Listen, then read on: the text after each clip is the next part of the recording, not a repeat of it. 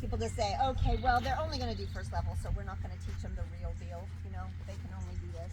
They're just an amateur, so they don't really need to know why or how we build this. We'll just tell them, left leg, right rein, good.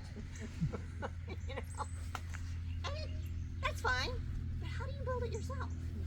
So I really feel like no matter who is coming to me and no matter what it looks like their intentions are, or how far along they are, I want to teach as if they might go really far. They might pursue this deeply, and if for some reason they don't, they move on to something else that's still a part of who they are.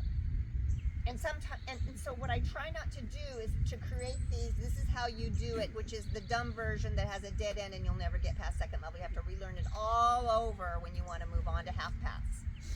So this is why I kind of teach it this way. This is why I do it this way. It's possible to ride a fairly stiff horse, pull the inside rein, and have them get to an angle and ride down the long side, call it shoulder in, and get a 6 or a 7, depending on how well they move. That's not going to help you develop a dressage horse. It's not gymnastically viable. There's no long term. Okay? So I don't think it's valuable to underestimate horses, students, young professionals, amateurs. It's important to sort of, my friend Ruthie used to say, nobody ever underestimates me. I wish somebody would overestimate me once. So I try to say, I'm going to overestimate based on what I see right here at this, lanky training level horse that, can't pick up canter. That horse might one day be a nice third level or FBI horse or a really, solid dressage athlete. So that I'm going to do my best to bring them close to that. And then they might fall short of that for 1,000 different reasons. But I'm not going to build in the dead end for them. So I do teach this in a fairly sophisticated way from the very beginning, just like Jill teaches the lower leg delivers the hind legs up into my seat at a very beginning. Okay? Now, this requires a timing. It requires a feel for each footfall. The speed of the game, right? So let's go with the walk again, gather him up. And you're going to go a little more walk towards it. Pump through. There we go. Big moving feet, big moving arms. You're following what you created with your legs. Now you're going to ride a 10-meter circle. Good. Now flex and go. Nice and bright. That's better. And follow. Playful fingers. Alright, now let's see if you can bring the horse to the shoulder in after you almost halt. So start onto the circle. Circle, half halt, and left leg. Good job. Now what happened? He started out quite well.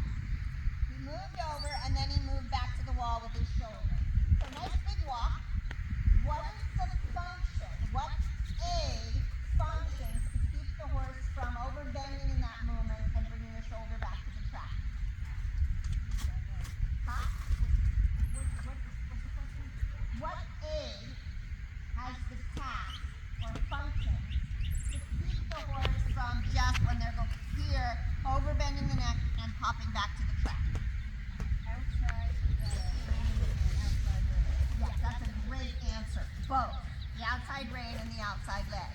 Because the outside leg makes the outside rein full, connected, and then it can be used to control or regulate the bend. So, lively walk, a little more inside flexion with your wrists and straighten. There you go. You see them in the outside aid. Be there with your outside aid. Start the circle again, and when he's plenty, even too much off the track, you ride him sideways in the shoulder in.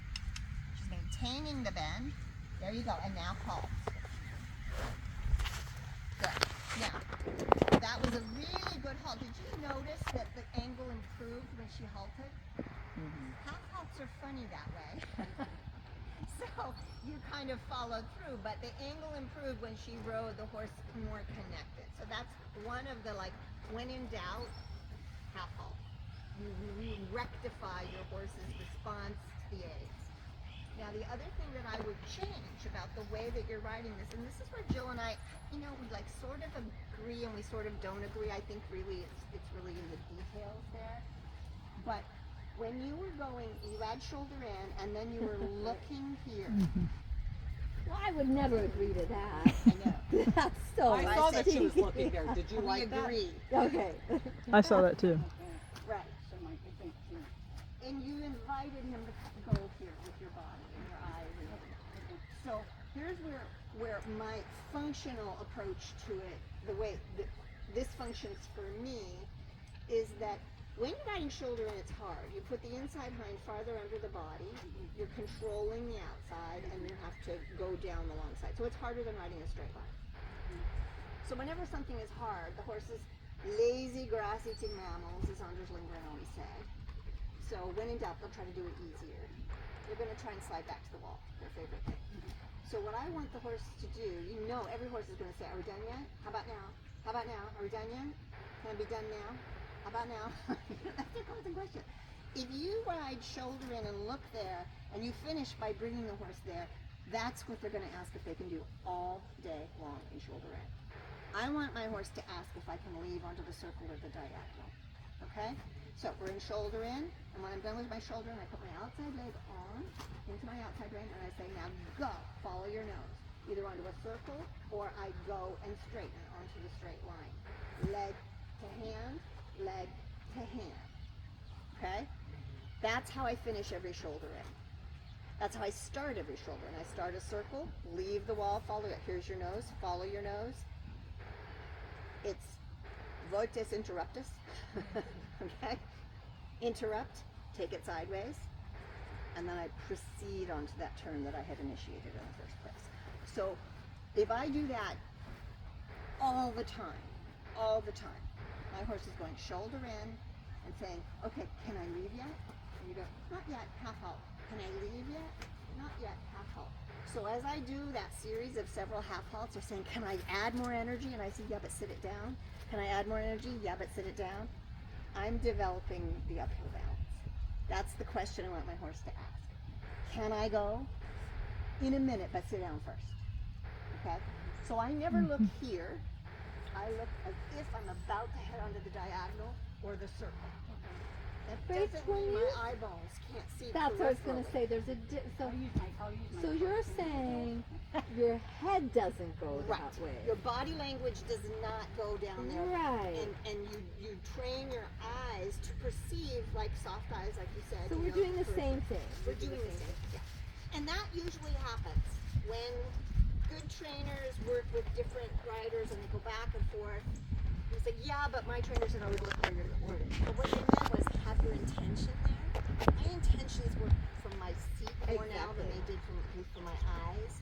So I use the inside leg, and this is where we start to get into seat. I go around inside leg, and then I go half halt.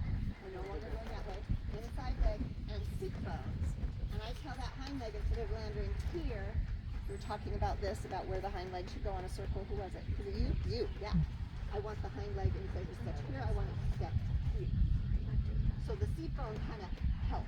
Okay. No collapse, just a little bit of emphasis. Okay? So now a circle. So the outside leg says go to the outside hand. That's the back to front. And then the outside hand regulates that. Through the ears. And so you're always looking through the Exactly. ears. You orient him off the wall onto the circle, and then you half off from your shoulder and you keep looking through the ears. So your Good. chin Good. is always in the Good. but your eyes can be Exactly. Exactly. And then That's walk onto a very circle. good, Right Deb. leg says follow your nose. Fantastic.